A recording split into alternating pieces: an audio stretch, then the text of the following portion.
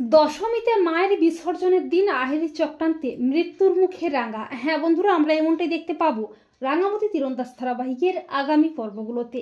পাল্টা চালে বাজিমাত করে আহেরির চক্রান্ত হাতে নাতে ধরে আহেরির পর্দা ফাঁস করে রাঙা, কিন্তু আহেরি পুলিশের চোখে ধুলো দিয়ে কোনো ক্রমে পালিয়ে যায়। এরপর একলব্য ও রাঙা অনেকটা কাছাকাছি আসে।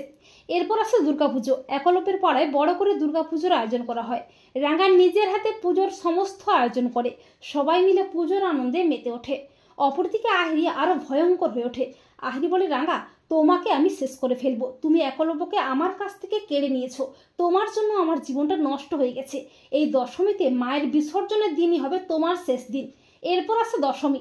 সবাই মিলে সিঁদুর খেলায় মেতে ওঠে, আর আহেরি তার প্ল্যান মতো বোম সেট করে রাখে পুজো মণ্ডপের এক কোণায়।